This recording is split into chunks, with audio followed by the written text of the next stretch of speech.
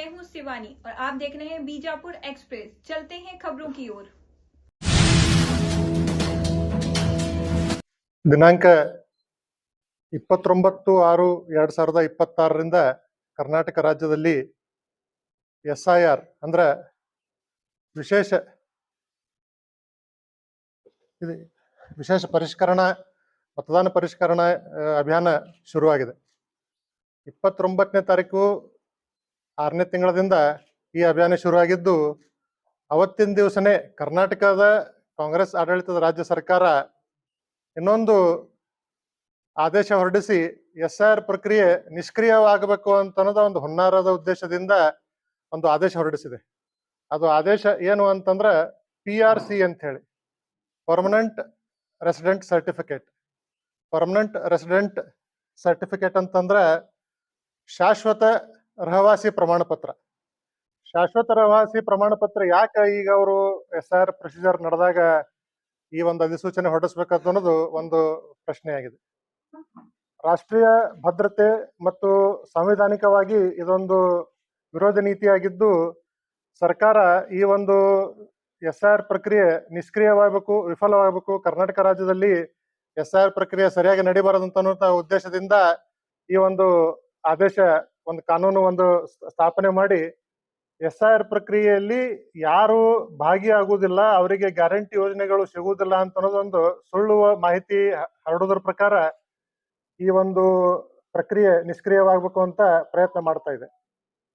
ರಾಷ್ಟ್ರೀಯ ಭದ್ರತಾ ಆತಂಕಕ್ಕೆ ಕಾರಣವಾಗುವ ಈ ಶಾಶ್ವತ ರಹವಾಸಿ ಪ್ರಮಾಣ ಪತ್ರ ಯಾಕೆ ಈಗ ಅವರು ರಾಜ್ಯ ಸರ್ಕಾರದವರು ಕೊಡ್ಬೇಕಂತ ಹೇಳಿ ಇಚ್ಛೆ ಮಾಡಿದ್ರು? ಕಳೆದ 3 ವರ್ಷದಿಂದ ರಾಜ್ಯದಲ್ಲಿ ಕಾಂಗ್ರೆಸ್ ಸರ್ಕಾರ ಆಡಳಿತದಲ್ಲಿದೆ. 3 ವರ್ಷದಲ್ಲಿ ಏನೂ ಕೊಡ್ಲಿಲ್ಲ. ಈಗ ಯಾಕೆ ಅವ್ರು ಕೊಡ್ಬೇಕಂತ ಹೇಳಿ ಪ್ರಯತ್ನ ಮಾಡಿದ್ರು ಅಂತ ನಮ್ಮ ಭಾರತೀಯ ಜನತಾ ಪಾರ್ಟಿಯಿಂದ ನಾವು ಪ್ರಶ್ನೆ ಕೇಳ್ತಾ ಇದ್ವಿ. ನಿನ್ನೆನೂ ಕೂಡ ನಮ್ಮ ಮಾನ್ಯ ಕೇಂದ್ರ ಸಚಿವರಾದಂತಹ ಶೋಭಾ ಕರಂದ್ಲಾಜೆ ಅವರು ಕೂಡ ಇದ್ರ ಬಗ್ಗೆ ಒಂದು ಪ್ರೆಸ್ ಮೀಟ್ ಮಾಡಿ ಅವರು ಕೂಡ ಇದನ್ನ ಪ್ರಶ್ನೆ ಹಾಕಿ, ಇದು ರಾಷ್ಟ್ರೀಯ ಭದ್ರತೆಗೆ ಆತಂಕ ಸೃಷ್ಟಿ ಮಾಡ್ತದೆ ಅಂತ ಹೇಳಿನೂ ಅವರು ಒಂದು ಆತಂಕ ವ್ಯಕ್ತಪಡಿಸಿದ್ದಾರೆ.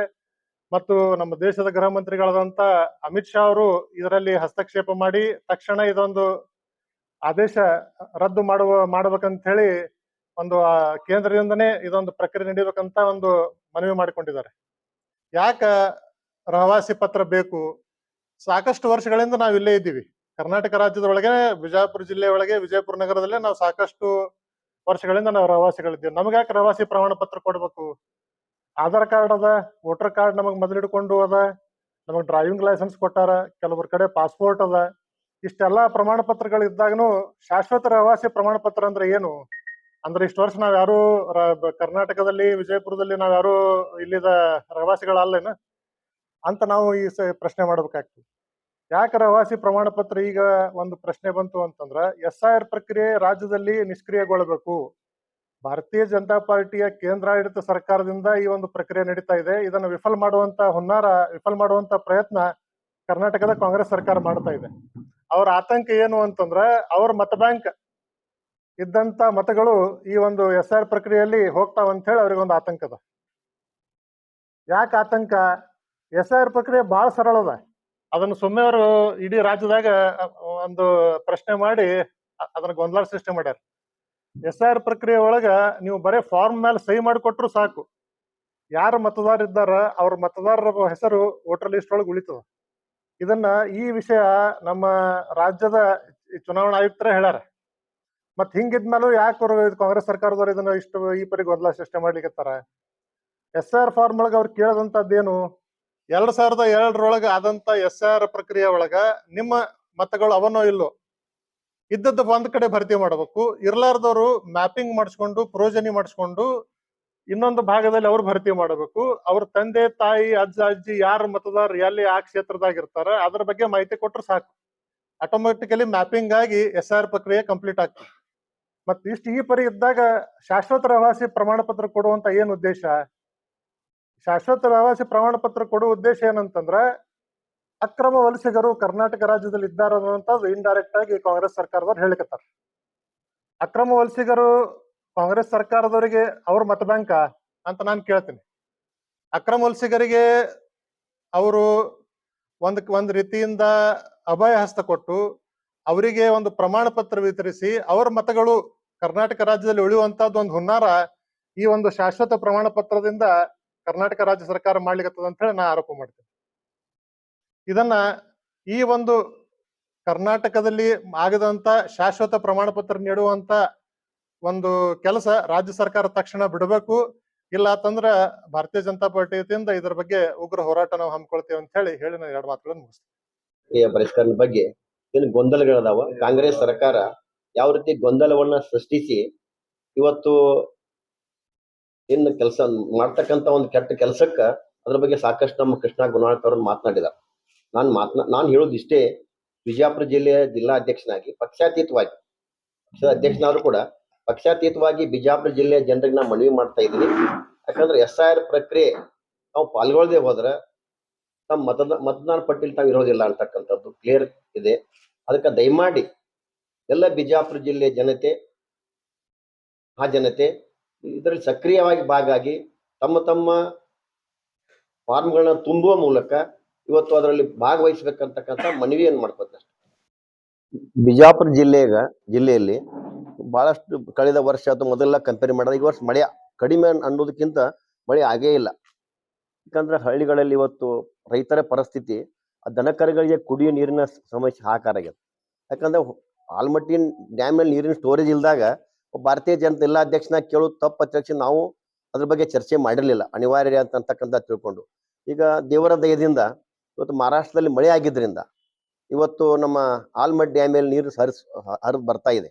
ಸುಮಾರು ನಿನ್ನೆವರೆಗೆ ಒಂದು ಅಂದಾಜು 60 KMC ವರೆಗೆ ಸ್ಟೋರ್ ಆಗ್ತಕ್ಕಂಥ ಒಂದು ಅಂದಾಜು ಇತ್ತು.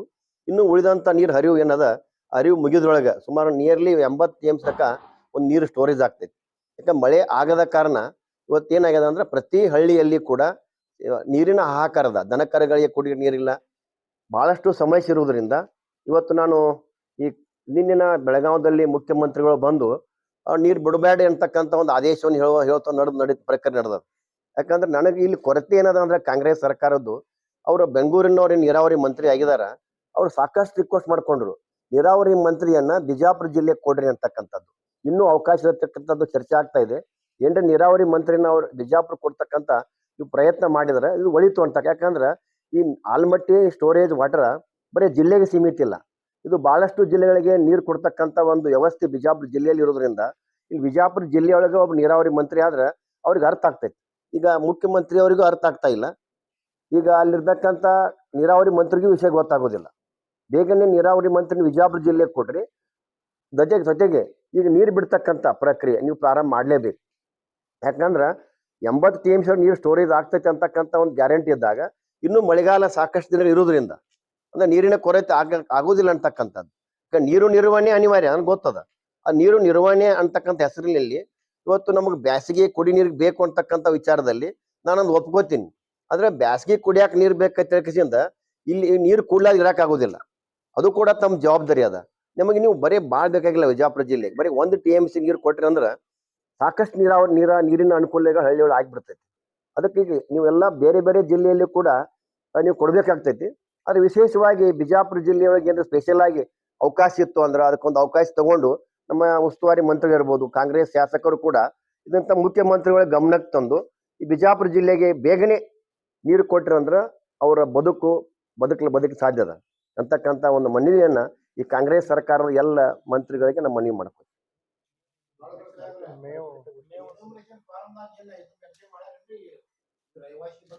ಇಲ್ಲ ಸರ್, ಎನ್ಯುಮರೇಷನ್ ಫಾರ್ಮ್ದಾಗ ಏನು ಮೆನ್ಷನ್ ಮಾಡಿಲ್ಲ. ಅಲ್ಲ, ಎನ್ಯುಮರೇಷನ್ ಫಾರ್ಮ್ ಒಳಗೆ ಇದ್ದಿಲ್ಲ ಅಂತ ಹೇಳಿ ಅದನ್ನ ಅವ್ರು ಬೇಕಂತ ಮಾಡ್ಲಿಕ್ಕತ್ತಾರ. ಅಲ್ಲ, ಸರ್ಕಾರದಿಂದ ರಹವಾಸಿ ಕೊಡ್ಲಿಕ್ಕತ್ತಾರ. ಈಗ ಅವ್ರು ಏನ್ ಹೇಳ್ತಾರ,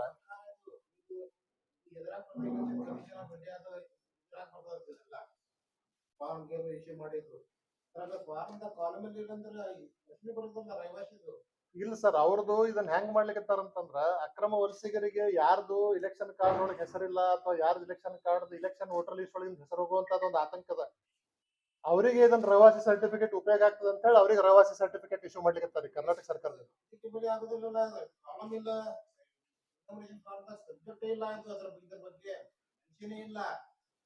ಅದ್ರಾಗ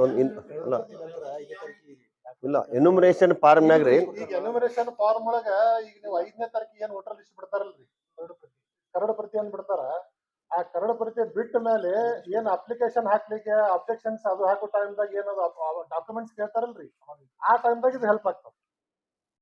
ಈಗ ನಿಮ್ ಆಧಾರ್ ಕಾರ್ಡ್ ಕೇಳ್ತಾರ, ಈಗ ನಿಮ್ದು ವೋಟರ್ ಕಾರ್ಡ್ ಇರ್ತಾರ ವೋಟರ್ ಕಾರ್ಡ್ ಕೇಳ್ತಾರ, ಪಾಸ್ಪೋರ್ಟ್ ಇದ್ರೆ ಪಾಸ್ಪೋರ್ಟ್ ಕೇಳ್ತಾರ, ಡ್ರೈವಿಂಗ್ ಲೈಸೆನ್ಸ್ ಕೇಳ್ತಾರ, ಅಡ್ರೆಸ್ ಪ್ರೂಫ್ ಕೇಳಿದಾಗ ಇದನ್ನ ಯೂಸ್ ಆಗ್ತದ ಅಂತ ಹೇಳಿ ಇದನ್ನ ಅವ್ರು ಮಾಡ್ಲಿಕ್ಕೆ. ಈಗ ಕೃಷ್ಣ ಗುಣಾಳ್ಕರ್ ಅವ್ರ ಮನಿ ಒಳಗ ಒಬ್ಬ ವ್ಯಕ್ತಿ ಇದ್ದಾನ 10 ವರ್ಷದಿಂದ ಇದ್ದಾನ ಅಂತೇಳಿ ಪ್ರಮಾಣ ಪತ್ರ ಕೊಡ್ಲಿಕ್ಕೆ ಬಹಳ ತತ್ತುದಿಲ್ಲ. ಒಂದ್ ಅಫಿಡೇವಿಟ್ ಮಾಡಿ ಕೋರ್ಟಿಗೆ ಸಬ್ಮಿಟ್ ಮಾಡ್ಬಿಟ್ರು ಅವ್ರ ಅಫಿಡೇವಿಟ್ ನೋಡಿ ಅದನ್ನ ಪರ್ಮಿಷನ್ ಕೊಟ್ಟು ಬಿಡ್ತಾರ ಬಾಡಿಗೆದಾರ ಅದಾರ ಅಂತ ಹೇಳಿ. ಅಂತದೊಂದು ರೇವಾಸಿ ಸರ್ಟಿಫಿಕೇಟ್ ಅವ್ರು ತಗೊಂಡ್ರ ಅಂತಾರ ಆಟೋಮೆಟಿಕಲಿ ಅವ್ರ ವೋಟರ್ ಲಿಸ್ಟ್ ಒಳಗೆ ಹೆಸರು ಕಂಟಿನ್ಯೂ ಆಗಿಬಿಡ್ತದೆ. ಇದನ್ನ ಪರಿಶೀಲನೆ ಮಾಡೋರು ಯಾರು? ಇದನ್ನ ಪರಿಶೀಲನೆ ಮಾಡ್ಬೇಕಾದಂತವ್ರು ಆ ಇದ್ದಂತ ಯಾರು BLOಗಳಿಗೆ ಹಾಕಿರ್ತಾರ BLOಗಳು ಪರಿಶೀಲನೆ ಮಾಡ್ಬೇಕು. ಆ BLOಗಳು ಬಂದಿತನೇ ಹೋಗ್ತಾ ಇಲ್ಲ. ಇದನ್ನು ನಾವು ಕಂಪ್ಲೇಂಟ್ ಮಾಡಿದೀವಿ. ಇಲ್ಲ ಎಲ್ಲೂ ಕೊಟ್ಟಿಲ್ಲ. ಕೇಂದ್ರಾಡಳಿತ ಪ್ರದೇಶದೊಳಗೆ ಅಷ್ಟೇ ರೇವಾಸಿ ಸರ್ಟಿಫಿಕೇಟ್ ಕೊಟ್ಟಾರ. ಈಗ ಪಾಂಡಿಚೇರಿ ಆಗಿರ್ಬೋದು ಅಥವಾ ಗೋವಾ ಇದು ಆಗಿರ್ಬೋದು, ಯಾವ್ದು ಅಂಡಮಾನ್ ನಿಕೋಬಾರ್ ಆಗಿರ್ಬೋದು, ಅಲ್ಲಿ ಅಷ್ಟೇ ಅವ್ರು ರೇವಾಸಿ ಸರ್ಟಿಫಿಕೇಟ್ ಕೊಟ್ಟಾರ. ರಾಜ್ಯ ಸರ್ಕಾರ ಇದ್ದಲ್ಲಿ ಯಾವ ರಾಜ್ಯ ಸರ್ಕಾರನು ಇನ್ನೂವರೆಗೂ ರೇವಾಸಿ ಸರ್ಟಿಫಿಕೇಟ್ ಕೊಟ್ಟಾರ್ರಿ, ಶಾಶ್ವತ ರೇವಾಸಿ ಸರ್ಟಿಫಿಕೇಟ್ ಕೊಟ್ಟಿಲ್ಲ, ಪರ್ಮನೆಂಟ್ ರೆಸಿಡೆಂಟ್ ಸರ್ಟಿಫಿಕೇಟ್ ಕೊಟ್ಟಿಲ್ಲ, ರೇವಾಸಿ ಸರ್ಟಿಫಿಕೇಟ್ ಕೊಟ್ಟಾರ. ಮತ್ತೆ ರಾಜ್ಯ ಸರ್ಕಾರಕ್ಕೆ ಅಧಿಕಾರವೂ ಇಲ್ಲ ಕೊಡ್ಲಿಕ್ಕೆ. ಕೇಂದ್ರ ಸರ್ಕಾರದಿಂದ ಯಾವಾಗ ನಾವು ಒಬ್ರು ನಾಗರಿಕ ಅಂತ ಹೇಳಿ ಘೋಷಣೆ ಮಾಡಿದಾಗ ರಾಜ್ಯ ಸರ್ಕಾರ ಮತ್ತೆ ಅದನ್ನ ಪ್ರಮಾಣೀಕರಣ ಮಾಡೋದಂತ ಏನು ಇದು ಆಗುದಿಲ್ಲ. ಯಾಕಂದ್ರೆ ಕೇಂದ್ರ ಸರ್ಕಾರದ ಈಗ ರೇಷನ್ ಕಾರ್ಡ್ ಇಶ್ಯೂ ಆಗಿರ್ತದ, ರೇಷನ್ ಕಾರ್ಡ್ ಒಳಗೆ ಹೆಸರಿದ್ದಂಗೆ ನಿಮ್ಗೆಲ್ಲ ಪಡಿತರ ಚೀಟಿಗಳು ಎಲ್ಲಾ ಉಪಯೋಗಗಳು ಸಿಗ್ತಿರ್ತಾವ. ಮತ್ ಹಂಗಿದ್ದಾಗ ಮತ್ತೆ ನಿಮ್ಗೆ ಮತ್ತೆ ಪರ್ಮನೆಂಟ್ ರೇವಾಸಿ ಸರ್ಟಿಫಿಕೇಟ್ ಕೊಡೋದೇನ್ ಕಾರಣ? ಯಾರ್ದು ಗದ್ಲದ ಯಾರ್ದು ಗೊಂದಲ ಸೃಷ್ಟಿ ಆಗ್ತದ ಅವರಿಗೆ ಇದು ಪರ್ಮನೆಂಟ್ ರೆಸಿಡೆಂಟ್ ಸರ್ಟಿಫಿಕೇಟ್ ಅಂತ ಹೇಳ್ಕೊಟ್ಟು ಅಬ್ಜೆಕ್ಷನ್ ಟೈಮ್ದಾಗ ಏನಾದ್ರು ವೋಟರ್ ಲಿಸ್ಟ್ ಒಳಗೆ ಅಬ್ಜೆಕ್ಷನ್ಸ್ ಹಾಕ್ತಾರ ಆ ಟೈಮ್ದಾಗ ಕೇಳಿದಾಗ ಇದು ಡಾಕ್ಯುಮೆಂಟ್ ಕೊಡೋ ಸಂಬಂಧ ಇದನ್ನ ಮಾಡಿದ್ರು. ಈಗ ನಮ್ಮನ್ನೇ ನಾವು ಫಾರ್ಮ್ ತುಂಬಿವಿ, ನಮ್ಮ ಎನ್ಯುಮರೇಷನ್ ಫಾರ್ಮ್ ನಾವು ತುಂಬಿವಿ, ಇದು ನಂದು ಒಂದು ಕಾಲಮ್ ಬಿಡ್ಲಾದೆ ನಾನು ತುಂಬಿನಿ. ನಾನು ಇಲ್ಲಿ ಇದ್ದೀನಿ ಅಂತಂದ್ರ ನಂದು ಎಲ್ಲಾ ಡೀಟೇಲ್ಸ್ ಇಲ್ಲ ಅದ. ನಂದು ವೋಟರ್ ಕಾರ್ಡ್ ಅದ, ನಂದು ಆಧಾರ್ ನಂಬರ್ ಅದ, ನಂದು ಫೋನ್ ನಂಬರ್ ಅದ, ನಮ್ ತಂದೆ ತಾಯಿ ಹೆಸರದ, ನಮ್ ತಂದೆ ತಾಯಿ ವೋಟರ್ ಕಾರ್ಡ್ ಅದ ನಂಬರ್ ಅದ, ಅಷ್ಟು ಡೀಟೇಲ್ಸ್ ಇದ್ರೊಳಗೆ ಹಾಕಿದ್ರು ಸಾಕು. ಯಾರು ಈ ಡೀಟೇಲ್ಸ್ ಹಾಕುದಿಲ್ಲ ಅವರಿಗೆಲ್ಲ ಕ್ವಶನ್ ಮಾರ್ಕ್ ಪ್ರಶ್ನೆ, ಅವರಿಗೆಲ್ಲ ಪ್ರಶ್ನೆ ಹುಟ್ಟುತ್ತದ.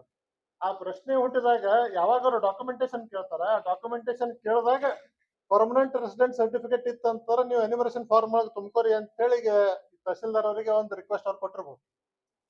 ಇದು 5ನೇ ತಾರೀಕು ನಂತರ ಇದರದ್ದು ಏನಂತ ಹಕೀಕತ್ ಗುರ್ತಾಗ್ತದೆ. ಆದ್ರೆ ಇದನ್ನ ಕೊಡಬಾರ್ದು ಅಂತ ಹೇಳಿ ನಮ್ಮ ಭಾರತೀಯ ಜನತಾ ಪಾರ್ಟಿಯಿಂದ ನಾವು ಒತ್ತಾಯ ಮಾಡ್ತೀವಿ. ಮತ್ತ ಇದನ್ನ ಕೊಟ್ರು ಅಂತಂದ್ರೆ ಅವ್ರು ಯಾವಾಗ ಅಬ್ಜೆಕ್ಷನ್ಸ್ ಹಾಕಿರ್ತಾರ ಅಂತ ಐಡೆಂಟಿಫೈ ಮಾಡಿ ನಾವು ಅದನ್ನು ರದ್ದು ಮಾಡ್ಬೇಕಂತ ಹೇಳಿ ನಾವು DC ಅವ್ರಿಗೆ ಮನವಿನೂ ಕೊಡ್ತೀವಿ. ಆ ಟೈಮ್ ಅಲ್ಲ ಇಲ್ಲಿ DC ಅವರಿಗೆ ನಾವು ಕೊಡ್ಬೇಕು, ಜಿಲ್ಲಾಧಿಕಾರಿಗಳಿಗೆ ಕೊಡ್ಬೇಕು. ಅವ್ರ ಮುಂದೆ ಅದನ್ನ ಪ್ರೊಸೀಜರ್ ಅವರೇ ಯಾರು ಇಲ್ಲಿ